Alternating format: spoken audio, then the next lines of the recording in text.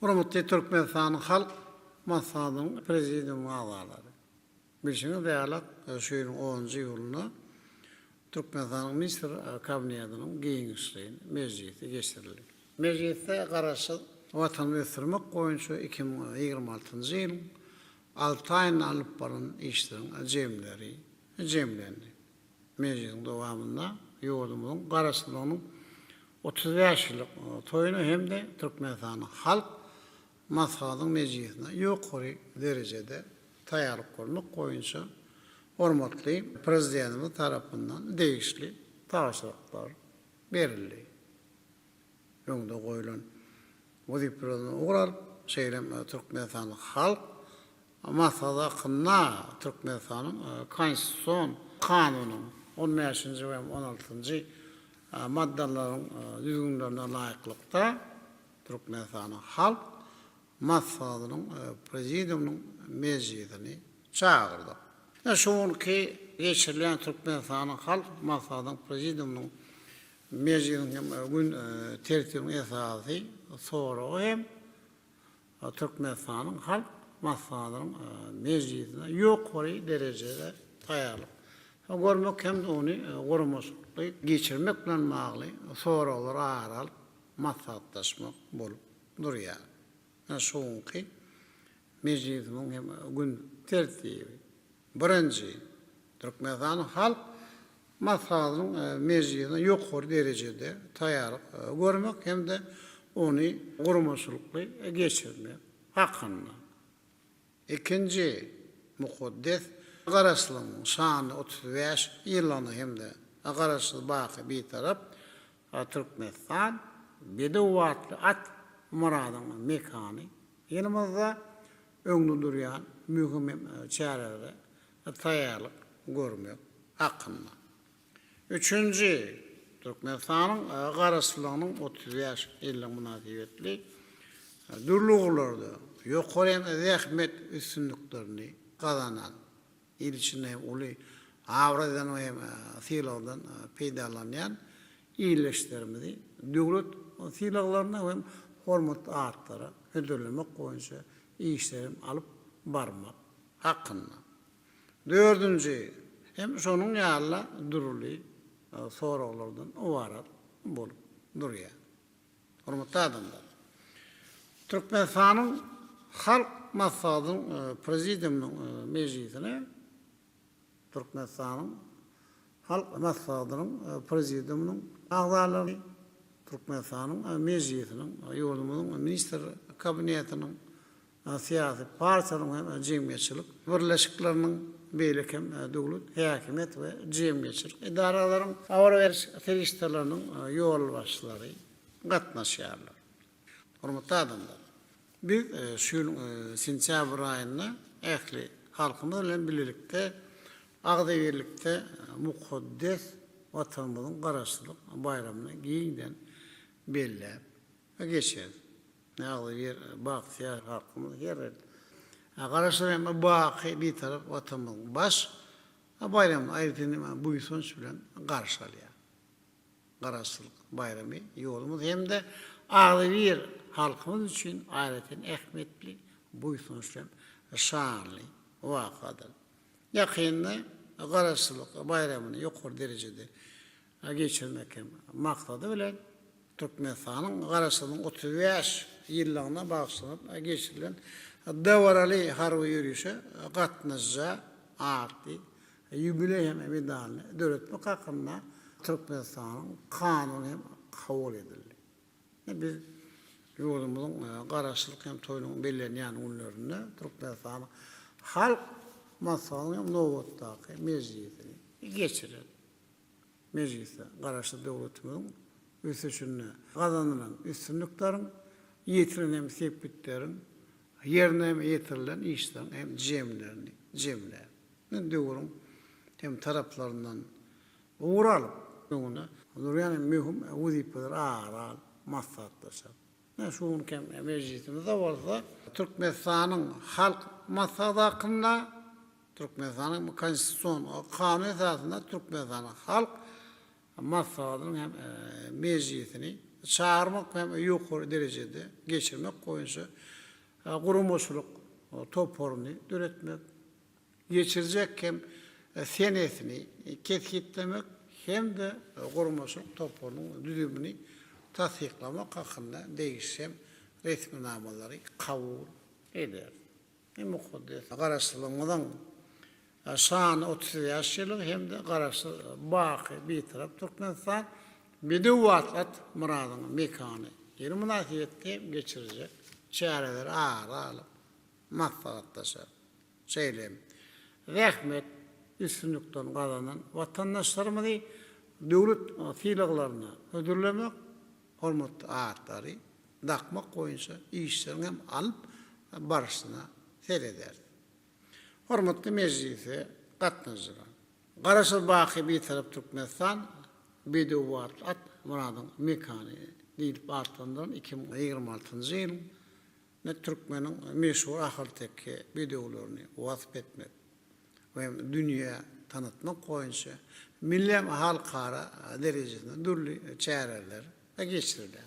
Şöyle başından eğer açılık sporla meşgullanyan yaşlarımız Özbekistan'dan, Azerbaycan, Türkiye'de ve belki yurtlarda ahaldaki videolarına bağışlanıp geçiren halkara festivaller, maslahatlara, çempiyonatlar ve güzellik hem beyateşiklerine katlaşıp yukarı ustaatlıklarını görkezler. Amerika'nın Birleşik Ştatlarında, Xitay Halk Respublikasında, Büyük Britanya'nın atlar ve atçılık turnuvalarına bağlı çareler hem kuruldu. Sanatlar ve hünerler için ulusuklar hem geçirildi. Kalkınış milli matüsündeki oyunlar toplar hem şu Azerbaycan'ın Türkiye'de Türkmen milli atçılık hem turnuva oyuncu ustadıkla çıkış ettiler.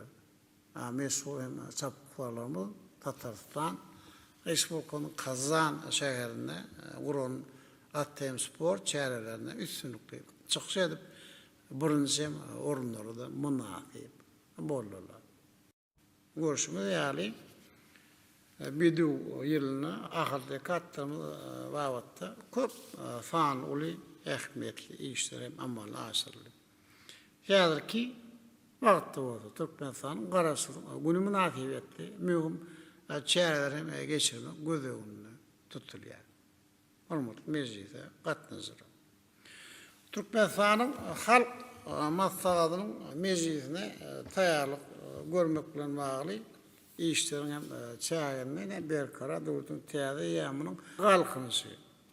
Yani Türkmenistan'ı 2022-2052 yıllarda durmuş iktisadi taydan ötürmenin milli maksatnaması Türkmenistan'ın prezidentinin yolumuz 2022-2028 yıllarda durmuş iktisadi taydan ötürmenin maksatnaması yali yasa koyucu resminamalar hem layıklıkta değişti, yol basar hem neticeli işleri durmuşa geçirmek.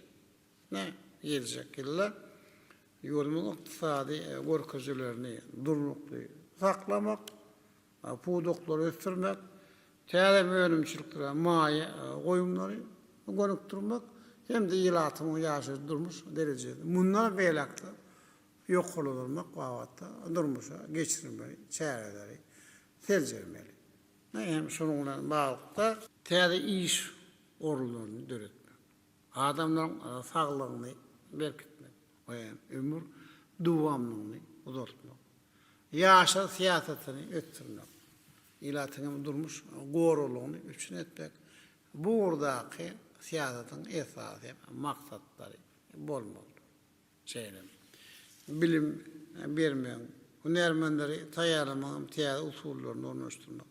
Derman hem senaatı puduğunu öttürmek. Senaat pudoklarını.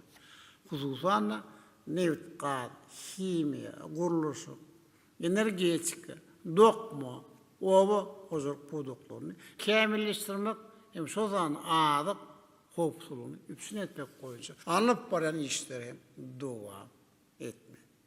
Halkımızın ağdaviylerini, cevislerini, avadançılığını berkitmeye hem de garaşsyz heminçe bir tarap döwletiň has kuvwatlanyna ýardam bermek o Türkmenistan halk maslahatynyň baş maksady we esasy wezipeleri bolup durýar. Söýleýän. Ýurdumyzda durmuşa geçirilen maksatnamalaryň ýerine ýetirmegini halk köpçüligini giňden çekmek. Teklipleri işlep taýýarlamak hemişem ün merkezinde bolmaly. Hem şoňa bagda Türkmenistanyň halk maslahaty, mejlisiň deputatlary, ýurdumyzyň hökümeti bilen agzyrlykda iş alyp baryp, döwrüň sürýän wezipelerini öz wagtynda seçlen. Teklipleri işlep taýýarlamak bilen baglanyş bilen işler durmuşa geçirmek. Hormatly mejlise gatnaşylar.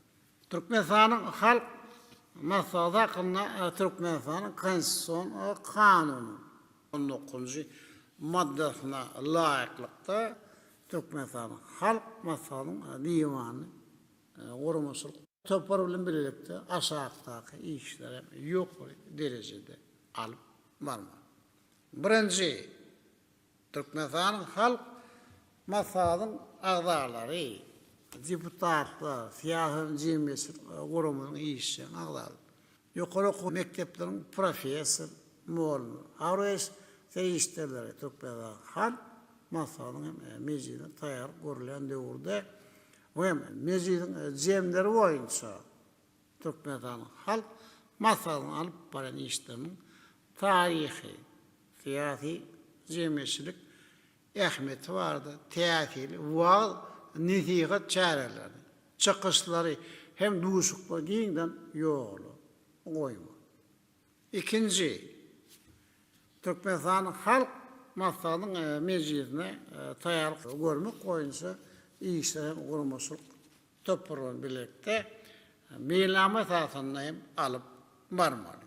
Üçüncü Türkmenistanyň halk maslahatynyň garamagyna soraglary taýýarlamaly we resminamalaryň taslamalaryny gurumçylyk toparyň ýygnaklaryna deslapdan ara alyp maslahatlaşmaly.